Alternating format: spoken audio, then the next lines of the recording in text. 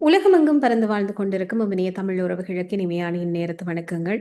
சமகாலத்தில் இலங்கை, தமிழகம் இரண்டிலேயுமே ஈழத்தமிழர்கள் தொடர்பில் நடந்த அல்லது இலங்கையில் நடந்த சில விஷயங்கள் தொடர்பில் இன்று நாம் பேச இருக்கிறோம். நம்மோடு மூத்த பத்திரிகையாளர் திரு பிரேம் அவர்கள் இருக்கிறார். வணக்கம். வணக்கம் தாட்சாயணி. குறிப்பாக வலி சுமந்த இந்த மே மாதத்தின் போது நிறைய நிகழ்வுகள் நடந்து கொண்டே இருக்கு. இந்த நிகழ்வுகள் தொடர்பில் நிறைய கேள்விகளும் இருக்கு. குறிப்பாக நாம் இலங்கை நாம் எடுத்துக்கொண்டோம் அப்படின்னு சொன்னால், இதுவரை காலமும் பலதரப்பட்ட வழக்குகளை மஹிந்த குடும்பம் சந்தித்திருக்கிறது. ஆனால் மஹிந்த மீதான குற்றச்சாட்டு அல்லது மஹிந்த மீதான வழக்கு அப்படி என்பது இதுவரைக்கும் அவர் மீதான வழக்கு அப்படி என்பதே இதுவரைக்குமே அதுக்கான நடவடிக்கைகள் அப்படி என்பதை நாம் பார்க்கவில்லை. ஆனால் இந்த வலி சுமந்த இந்த மே மாதத்தின் இந்த காலகட்ட பகுதிகளில் இந்த மஹிந்த மீது ஒரு வழக்கு தொடரப்பட்டு அவர் விசாரணைக்கு அழைக்கப்பட்டிருந்தார். இந்த வழக்கு தொடர்பான விவரங்களை நம்முடைய நேயர்களுக்கு சொல்ல முடியுமா? இல்ல, இது ஒரு பழைய விடயம்.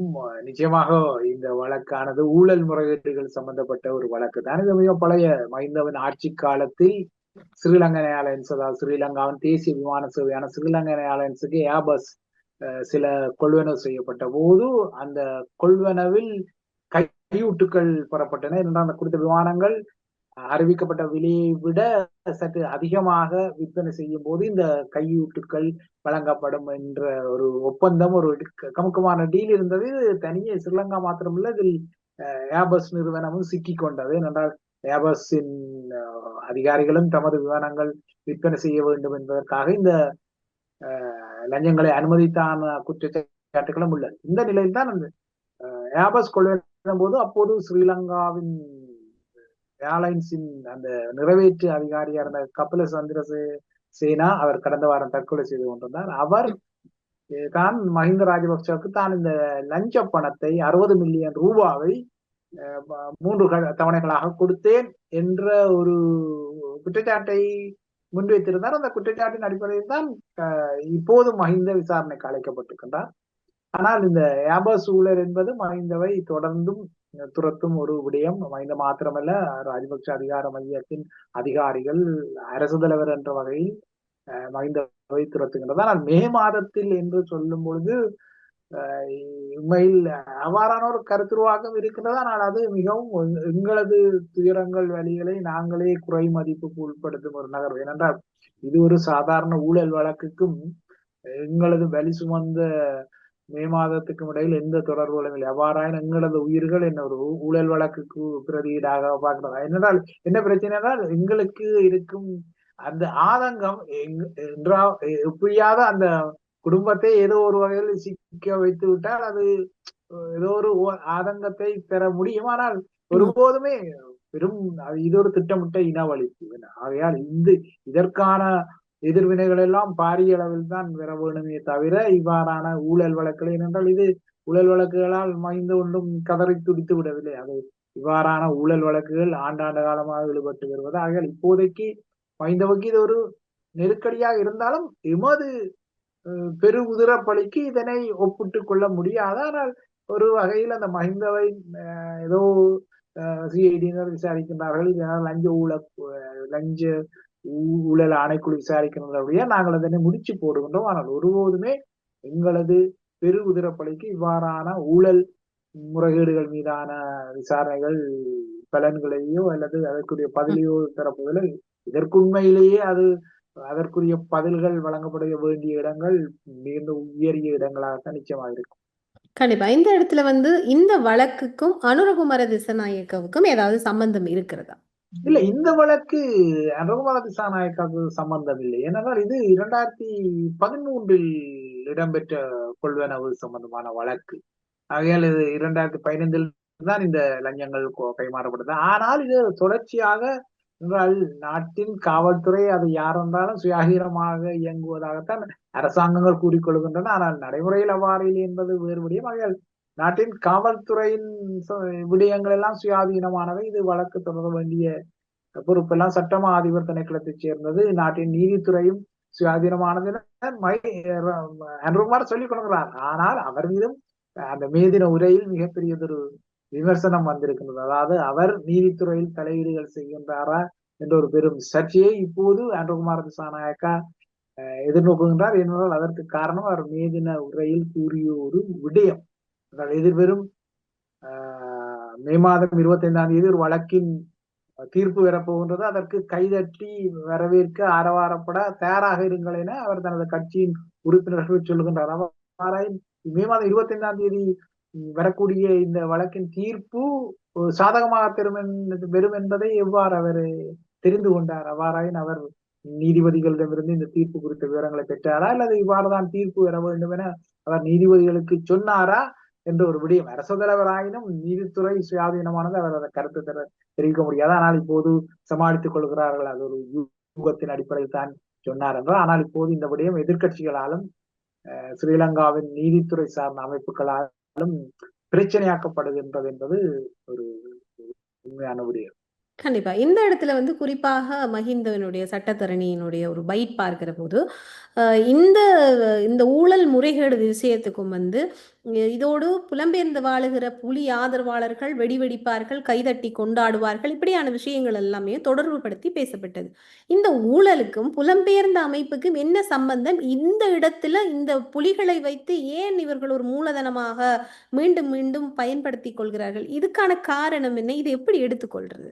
இல்ல, இது மிக எளிய உதாரணம். அதாவது எங்கு என்ன பிரச்சனை, அதாவது பேரினவாதிகள் கடும்போக்காளர்கள் எப்பொழுதெல்லாம் இவ்வாறான விசாரணைகளுக்கு உட்படுத்தப்படுகின்றார்களோ அல்லது எப்போதெல்லாம் அவர்கள் அந்த சொல்வார்கள் ஒரு பழமொழி, சீசரின் மனைவி சந்தேகத்திற்கு அப்பாற்பட்டவர்களாக இருக்க வேண்டும் என ஒரு பழமொழி சொல்லப்படும். அது மாதிரி தாங்கள் எல்லாம் சந்தேகத்திற்கு அப்பாற்பட்டவர்கள், தாங்கள் செய்தது எல்லாம் சிங்கள இனத்தின் மேன்மைக்கும் அதன் வளர்ச்சிக்கும் தான். ஆகையால் இந்த போரை கூட சிங்கள மக்களுக்காகத்தான் நடத்தினோம். ஆகையால் அந்த போருக்கு நடத்தப்பட்ட ஆட்சி காலத்தில் இடம்பெற்ற அனைத்து நகர்வுகளும் சிங்கள மக்களுக்காகத்தான் என்பதால் அதில் கை வைக்க முடியாது.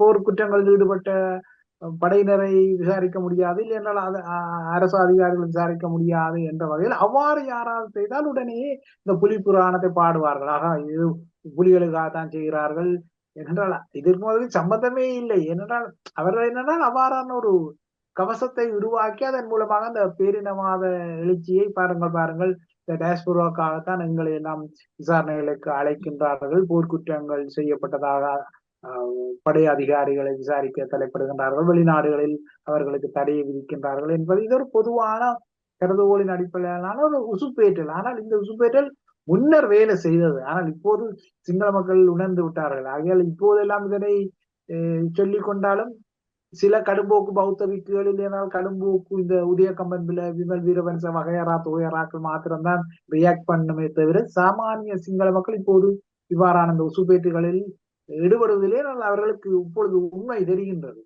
கண்டிப்பா. இந்த இடத்துல இன்னொரு கேள்வியும் இருக்கு. என்ன அப்படின்னு சொன்னால், என்பிபி அரசாங்கம் புலம்பெயர்ந்து வாழுகின்ற புலிகளுக்கு தொடர்பான அமைப்புகளிடம் வாங்கிய பணத்துக்காகத்தான் இந்த நடவடிக்கையே நடந்திருக்கு அப்படின்ற ஒரு குற்றச்சாட்டும் அந்த பிரஸ் மீட்ல வைக்கப்பட்டது. அது மட்டும் இல்லாம நீங்க ஏற்கனவே சொன்னது போல இந்த குற்றச்சாட்டு 2013 இதுக்கும் அனுர அரசுக்கும் எந்த சம்பந்தமும் இல்லை அப்படின்னு ஒரு விஷயத்தை நம்ம குறிப்பிட்டிருந்தோம். இப்ப ஏன் இப்படி சிங்கள மக்களுக்கு உண்மைக்கு மாறான அல்லது முரணான சில விஷயங்களை திருப்ப திருப்ப அவர்கள் சுட்டி காட்டுகிறார்கள்? இல்ல, இது அரசியல் ரீதியான ஒரு குற்றச்சாட்டு. இதே எதிர்கட்சிகள் என்ன சொல்லும்? இதே மஹிந்த ராஜபக்ஷ விடுதலை புலிகளுக்கு பணத்தை கொடுத்தார் என்றெல்லாம் இருக்கிறது இல்ல. அவர் கொடுத்துதான் ரணிலை அந்த தேர்தலில் போட்டியிடாமல் தடுத்தார்கள் புலிகள் என்றெல்லாம் இருக்கிறார்கள். மாறி மாறி இந்த புலிகள் சம்பந்தப்பட்ட குற்றச்சாட்டுகளை இரண்டு தரப்பையும் முன்வைக்கும். மஹிந்த ராஜபக்ஷ புலிகளுக்கு பணம் கொடுத்தார் என்ன ஒரு பக்கம் சொல்லிக் கொள்ளும். அதே போல மஹிந்த ராஜபக்ஷ தரப்பு என்ன சொல்லும் என்றால், இது என்பிபி அரசாங்கமும் விடுதலை புலிகளிடம் டேஸ்போராவிடம் பணம் பெற்று இது வெறும் பகடை அரசியல். இப்படி கூட எடுத்துக்கொள்ளலாம். அதாவது புலிகளும் தலைவரும் மேதகு அவர்களும் வந்து இவர்களுக்குமான ஒரு மூலதனம், அல்லது இவர்கள் அந்த ஒரு மூலதனத்தை வைத்துதான் இன்னும் அரசியல் செய்ய பார்க்கிறார்கள் அப்படின்னு எடுத்துக்கொள்ளலாமா?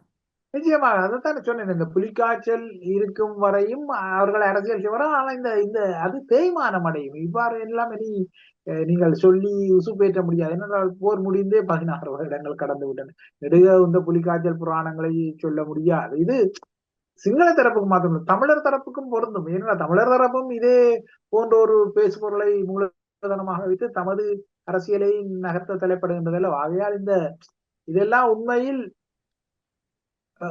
இதெல்லாம் ஒரு அரசியல் கருவிகளாகத்தான் பயன்படுத்துகின்றன. இது அரசியல் கட்சிகளும் இதனை செய்கின்றன. இப்போதே இந்த அரசியல் கட்சிகளின் இந்த போட்டா போட்டிகளை பார்த்தாலே உங்களுக்கு தெரியும், யார் யார் முந்திக் கொள்வதில் என்றால் அந்த இடத்தை தக்க வைப்பதற்கு யார் இல்லை என்றால் நாங்கள் தான் அவர்களின் வாரிசு, இந்த கட்சி தான் அவர்களின் நீட்சி என தமிழரசு கட்சியும் சொல்லிக் கொள்ளும், தமிழ் தேசிய மக்கள் முன்னணி சொல்லிக் கொள்ளும், எல்லாருமே சொல்லிக் கொள்வார்கள். ஆனால் உண்மையிலே தலைவரின் அந்த சிந்தனைக்கு முரணான நகர்வுகளில் அதே கட்சிகள் ஈடுபடுவதும் கசப்பான ஒரு யதார்த்தம். அந்த வகையில் தென்னிலங்கை இது ஒரு அரசியல் கருவியாக பயன்படுத்தும் என்பது எதிர்பார்க்கத்தக்கதுதான். நிச்சயமா இந்த இடத்துல அந்த மஹிந்த ராஜபக்ஷ அல்லது மஹிந்த குடும்பத்தாரனுடைய சிறை வாசம் சம்பந்தமான எதிர்கால குறிப்புகள் ஏதாவது உங்களால் எதிர்வு கூற முடியுமா? இல்ல, இது என்னென்றால் உண்மையில் இந்த அரசாங்கத்திற்கு அவர்களை கிடுக்குப்பிடி போட வேண்டும் என்றால் அதனை விரைவாக செய்ய வேண்டும். ஆனா அரசாங்கம் இந்த விடயத்தில் போக்கு காட்டுகின்றது.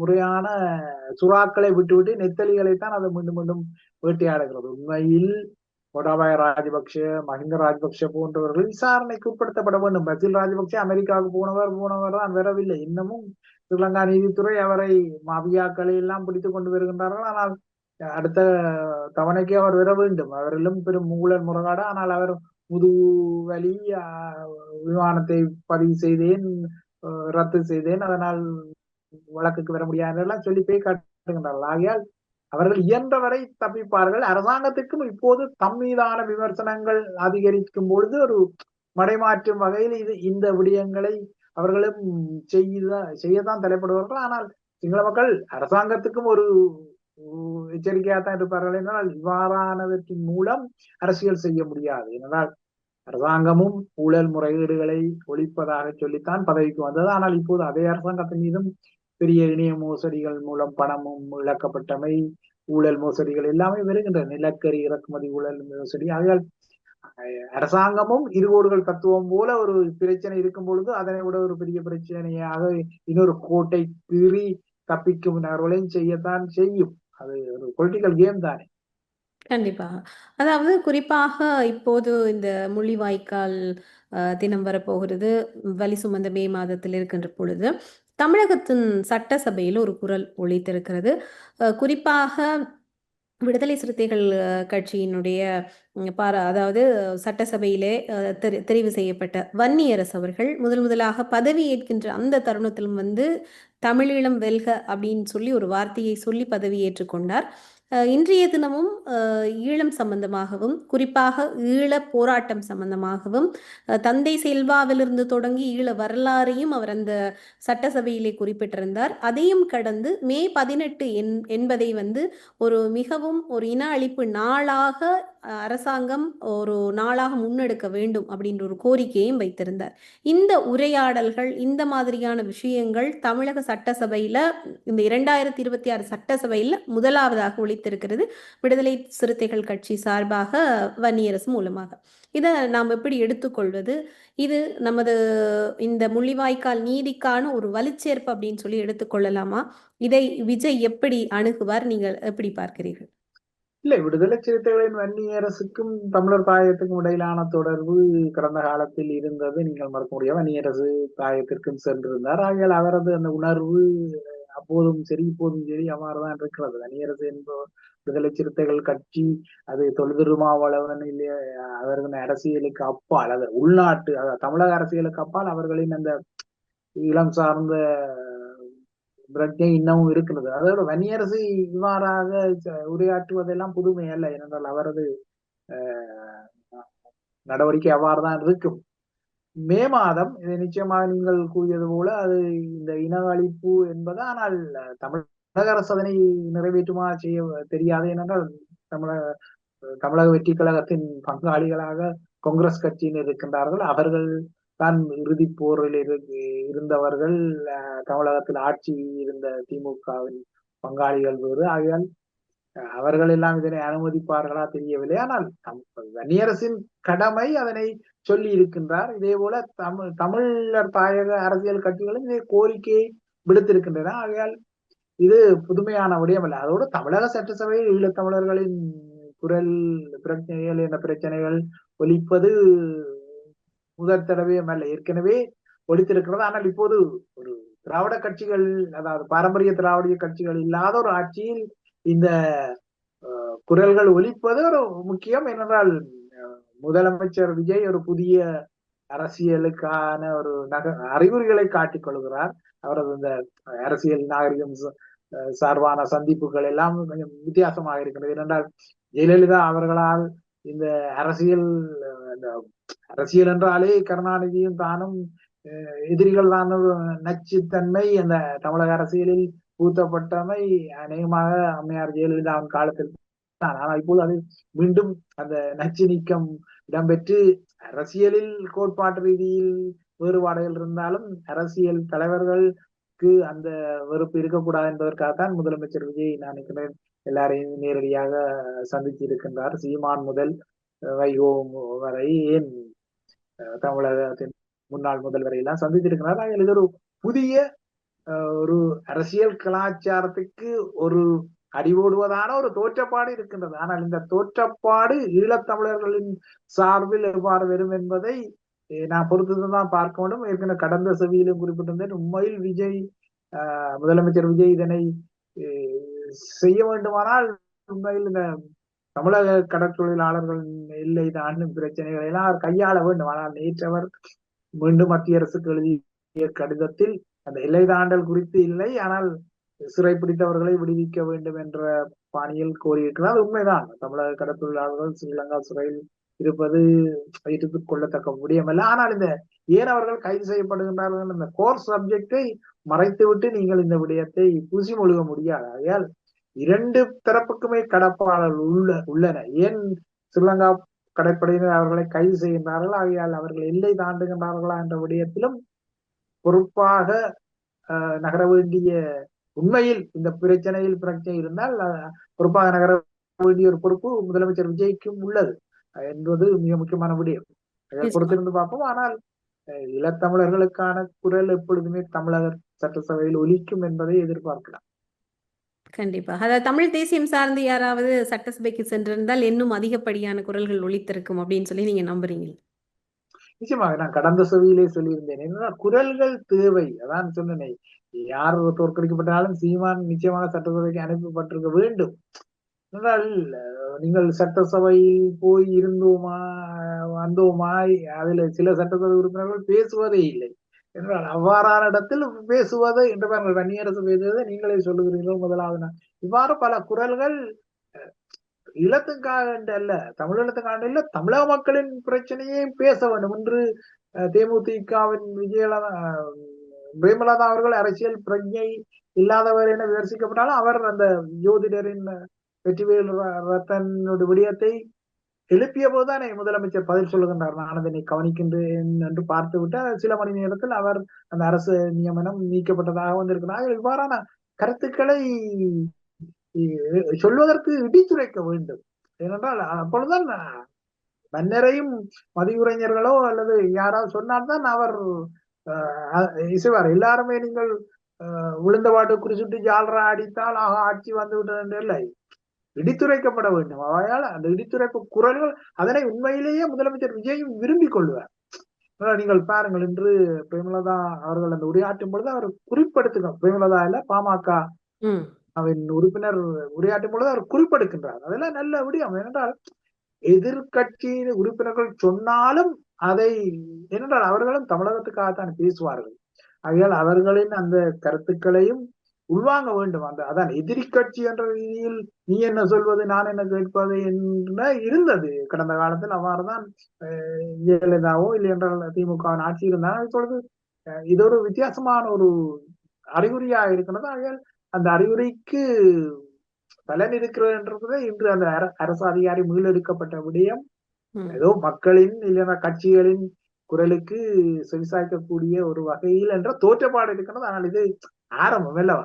இப்பொழுதுமே அந்த புது மனைவி வந்தால் ஒரு கிளுகிழப்பு இருக்கும். அதே மாதிரி இந்த ஆட்சி ஆரம்பம் பார்க்கலாம், போக போகத்தான் தெரியும். ஆனால் ஆட்சியின் ஆரம்பம் ஒரு நல்ல சைகை. எப்பொழுதும் அந்த ஆரம்பத்தில் எல்லாமே நன்றாகத்தான் போகும். பின்னர் தானே அந்த பிரச்சனைகள் அதிகார வரியும் இதுகளும் வருவது. அது எல்லாருக்கும் தான். அது இலங்கையில் அனுரகுமார திசாநாயக்க அரசாங்கத்துக்கும் பொருந்தும், அது முதலமைச்சர் விஜயின் தமிழக அரசுக்கும் பொருந்தும்.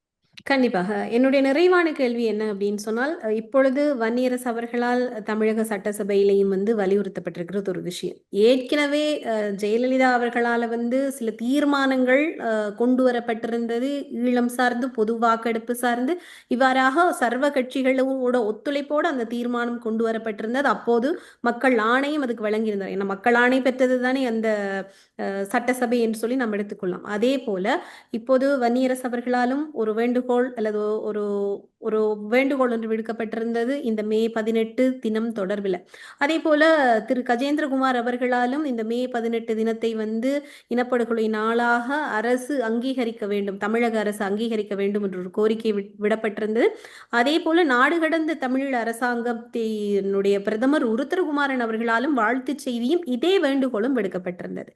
இந்த வேண்டுகோள் எல்லாம் விஜய் எப்படி கையாளுவார் அப்படின்னு சொல்லி நீங்க நினைக்கிறீங்க? இப்படி கையாண்டால் இது தமிழர்களுக்கு ஒரு நன்மை பயக்கக்கூடிய விஷயமாக இருக்கும் அப்படின்னு சொல்லி நாம் எடுத்துக்கொள்ளலாம். இல்லை, வேண்டுகோள் இருக்கிறது. இதே போல நீங்கள் இன்னொரு விடயத்தையும் சொல்லியிருக்க வேண்டும். அனுரகுமார திசாநாயக்கா வாழ்த்து செய்தி அனுப்பும்போது அவர் விஜயும் நாகரிகமாக திருப்பி மனமார்ந்த நன்றி என்றெல்லாம் சொல்லி இருக்கின்றார். ஆகையால் விஜயை பொறுத்தவரை கடும் தமிழ் தேசிய கொள்கைகளில் நகரும் ஒருவராக இருக்க முடியாது. இப்போதைய அவரது அந்த நாம் பொறுத்ததான் பார்க்க வேண்டும். ஆனால் அவரது கடந்த கால பாணியில் என்றால் அவர் நீண்ட அரசியல் களத்தில் இருந்து வரவில்லை. அவர் இந்த தேர்தலில் தான் திடீர் எழுச்சி பெற்று வந்த ஒரு தலைவராக இருக்கின்றார். ஆனால் ஏனைய கட்சிகளின் தலைவர்களுக்கு இந்த ஈழ பிரச்சனை சம்பந்தமான புரிதல் பிரச்சனை எல்லாம் நீண்ட காலமாக இருக்கின்றது மூத்த தலைவர்களுக்கு. ஆகையால் அவர்களின் தலைமைகளில் உள்ள கட்சிகளுக்கு இந்த விடயத்தில் ஒரு ஒரு புரிதல் இருக்கிறது. அவர்கள் அதனை அரசியலுக்காக பயன்படுத்தி கொண்டார்கள். திமுக போன்றவர்கள் எதிர்மறையாக பயணித்தார்கள். வேறு விடயம் அதிமுகவும் நீங்கள் கூறியது போது ஜெயலலிதா அம்மையார் அதனை செய்தாலும் அவரும் இந்த விடயத்தை ஒரு அரசியலாகத்தான் பார்த்தார். என்னோட இதே ஜெயலலிதா அவர்கள் தான் முன்னாள் பிரதமர் ராஜீவ்காந்தி அவர்கள் கொல்லப்பட்டதும் மிக மோசமான வசவுகளை ஈழத்தில் உள்ள ஏதிகளை கூட பயங்கரவாதிகளாக நோக்கும் வகையில் கருத்து தெரிவித்தார். அவர்களது அரசியலில் அவ்வப்போது ஏற்றம் இறக்கம் வரும். ஆனால் இது ஒரு புதிய இளவல் அல்லவா? ஒப்பீட்டு ரீதியில் வயது குறைந்த ஒரு முதல்வர். காமராஜர் 50 வயது முதலமைச்சரானார். இப்பொழுது விஜய் 51வது வயதில் முதலமைச்சராக. ஒப்பீட்டு ரீதியில் ஏனைய இதுவரை ஆட்சியில் இருந்தவர்களை விட விஜய் இளையவர் என்றால் எல்லோரு மாற்றி யோசிப்பானிகள் அவர் யோசிக்கலாம். இந்த பிரச்சனை உண்மையில் இதுவரை தமிழக முதலமைச்சர்கள் இலங்கைக்கு பயணம் செய்வதில்லை. சில அந்த அந்த நியதி கூட உடைக்கப்பட்டு விஜய் அவர்கள் இலங்கைக்கு கூட பயணிக்கலாம். யார் கண்டார்கள்? ஏனென்றால் அவரது பாணி தனிப்பாணியா இருக்கிறது. ஆனால் ஈழத்தமிழர்கள் விடயத்தில் தமிழக அரசு அதன் பிரச்சனையாக உண்மையில் நடைபெறும் என்பது எதிர்பார்க்கலாம். ஆனால் விஜய் அதை உண்மை செய்வாரா? அவருக்கு ஆட்சிக்கு காங்கிரசும் இருக்கின்றது. ஆகையால் கடும்போக்காக, ஆனால் ஈழத்தமிழ் அரசியல்வாதிகள் தங்களது கடமைக்கான வாழ்த்து செய்திகள் இதனை அழுத்தத்தான் வேண்டும் என்றால் அது அவர்களின் பணி. ஆனால் இந்த செய்திகளை முதலமைச்சர் விஜய் உள்வாங்கிக் கொள்வாரா என்பதை பொறுத்திருந்துதான் பார்ப்போம். ஆனால் அதற்காக இவ்வாறான வன்னியரசு போன்றவர்களின் குரல்கள் ஒலிப்பது இந்த பிரச்சனையை தனிய விடாமல் பாதுகாத்துக் கொள்வதற்கு ஒரு முக்கியமான. கண்டிப்பா. அதாவது இலங்கை மற்றும் தமிழகத்தில் ஈழத் தமிழர்கள் தொடர்பாக, இலங்கையில் நடக்கும் சமகால விஷயங்கள் தொடர்பாக பல விஷயங்களை இன்று கலந்துரையாடி இருந்தோம். இந்த நேரத்துக்கும் உங்களுடைய நேர்காணலுக்கும் ரொம்பவே நன்றி. நன்றி.